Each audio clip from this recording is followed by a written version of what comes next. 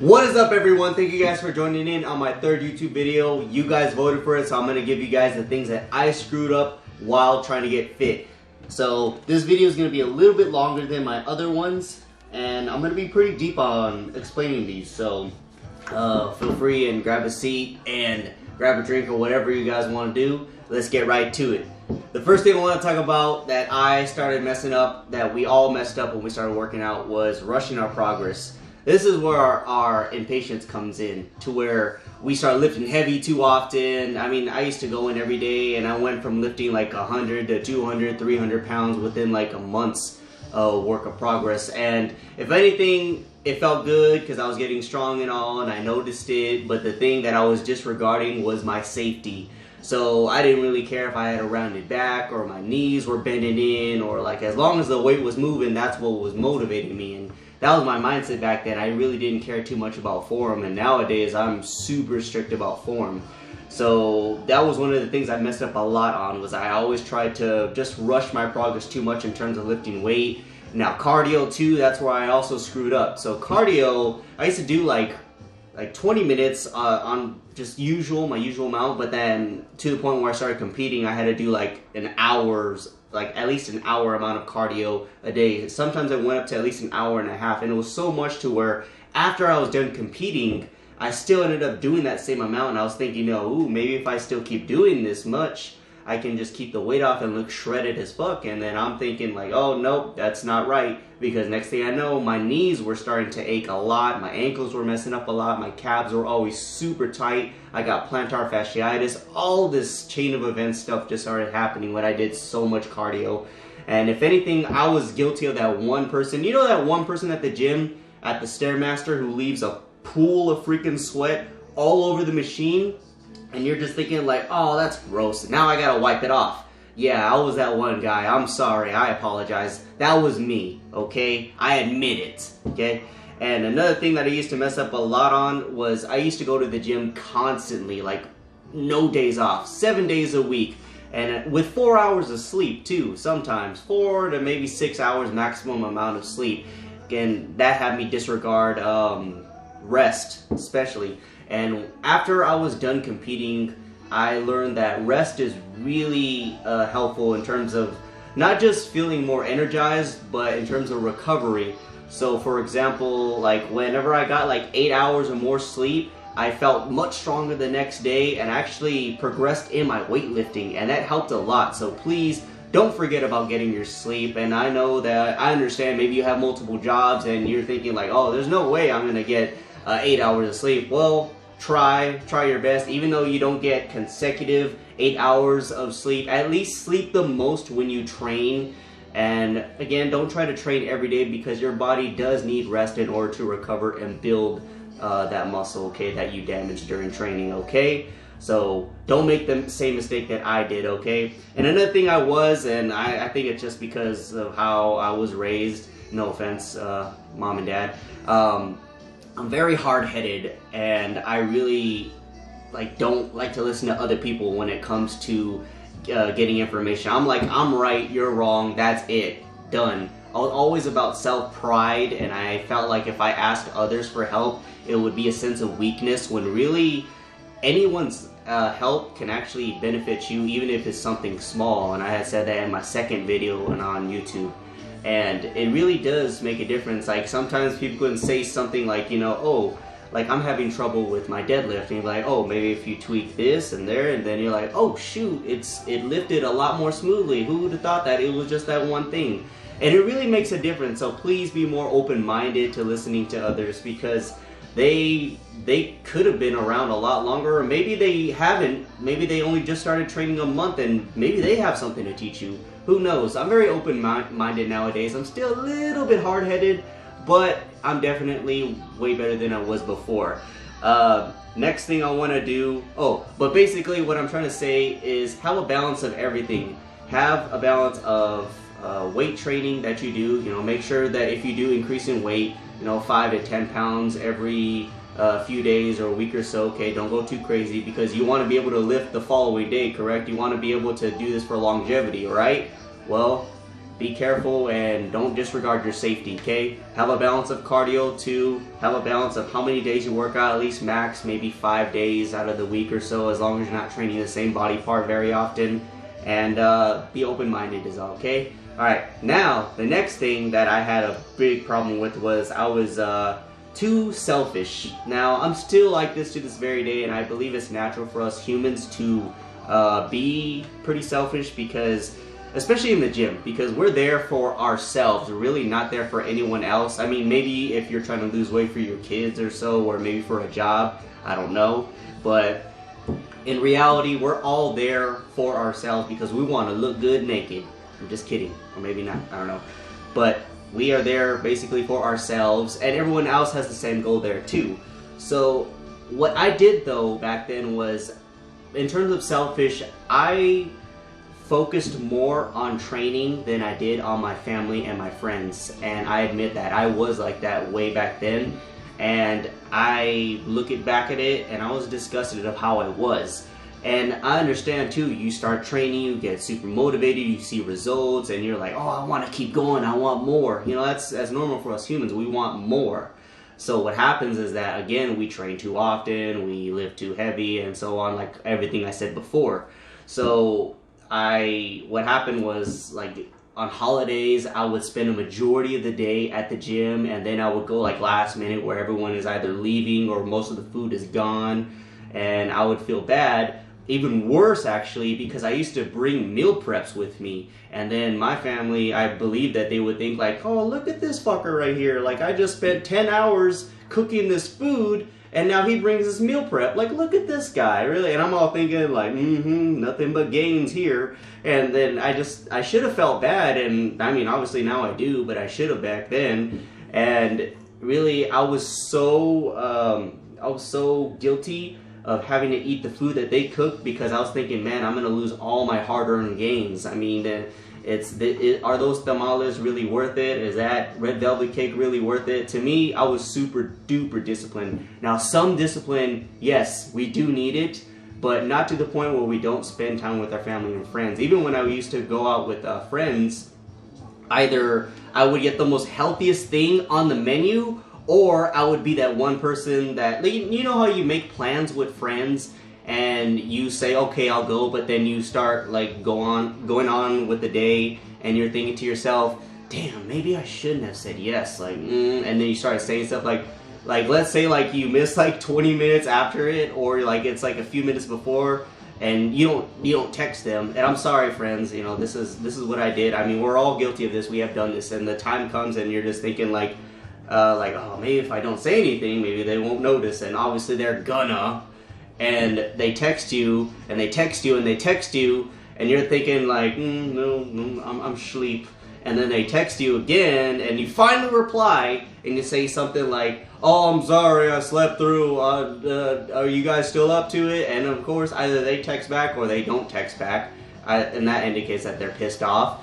But basically what I am trying to say is I would stay away from friends because I don't want to be tempted to eat either bad food or not get enough sleep for training the next day. So that's how disciplined I was. And I mean, it's good that you have some discipline, but like I said, too much can be overpowering, and especially on holidays. Holidays only come once a year, so please enjoy the food that you get and use that for a sick pump the next day, or for some heavy lifting with proper form, and just enjoy it, okay? Because the holidays don't come very often, and how often do you see your entire family? So please enjoy every moment and spend time with your family and eat that food that they work their butts off to cook, please.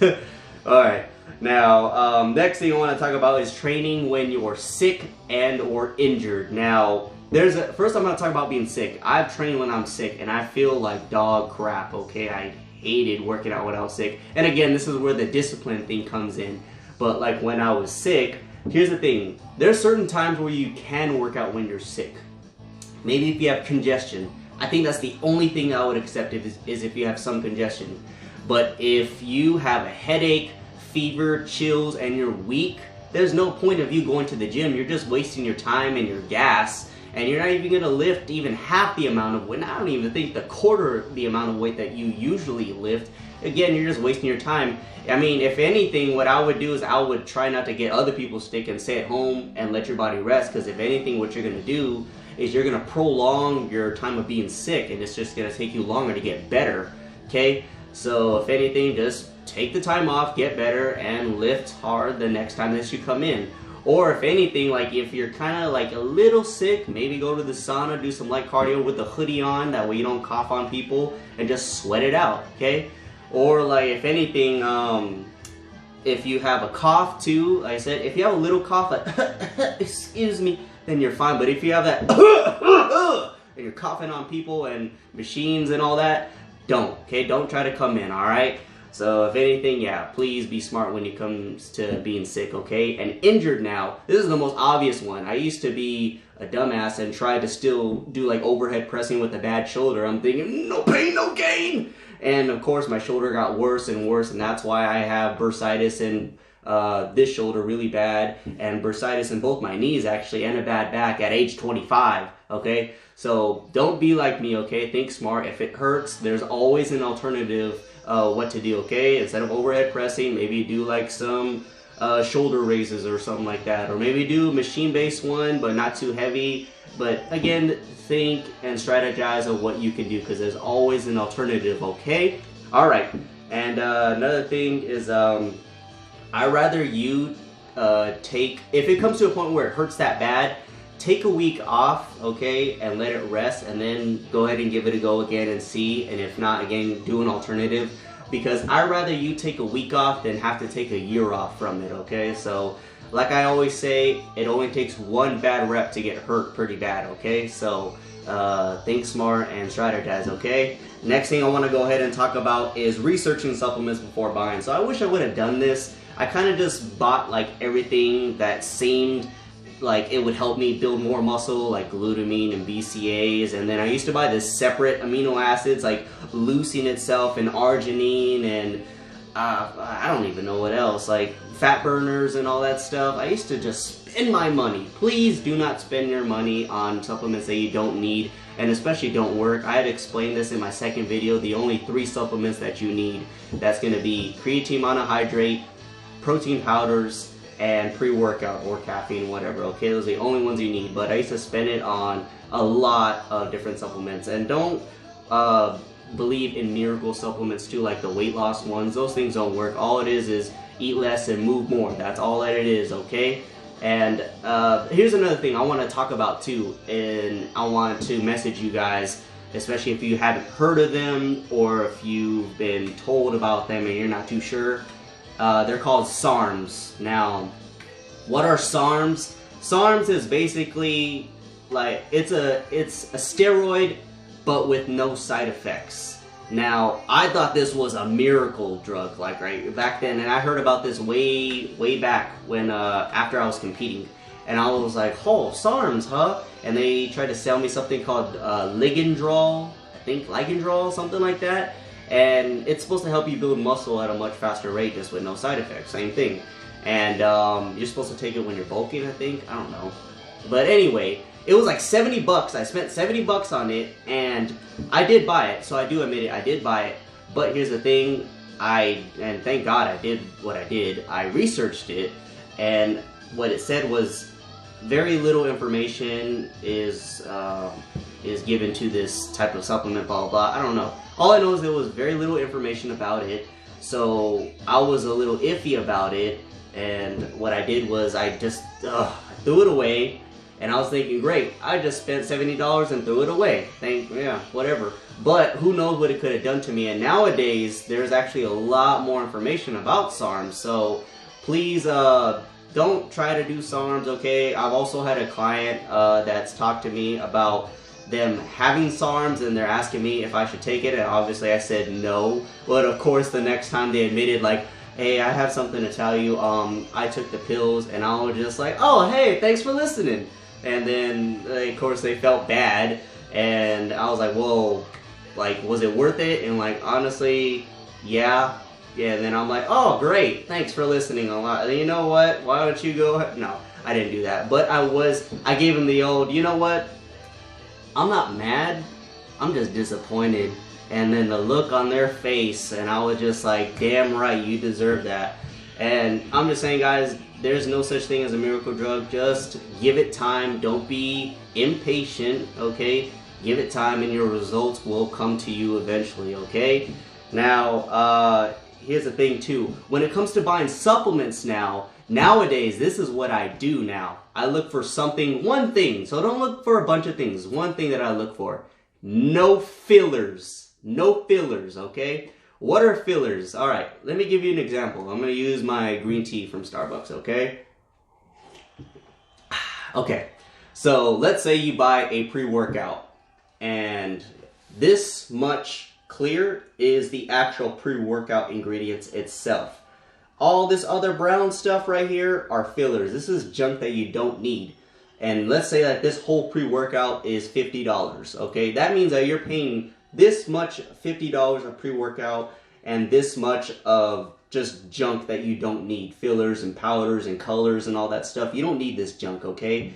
So what you want to do is get a supplement that says no fillers, okay? Meaning if you pay for, let's say, $30 for a pre-workout and all of this is what you're paying for, that clear stuff, then you're getting your money's worth. So please buy supplements that have no fillers, okay? All right. Next thing I want to talk about, and last thing, is probably the most pain in the butt thing, is tracking, journaling your stuff, okay?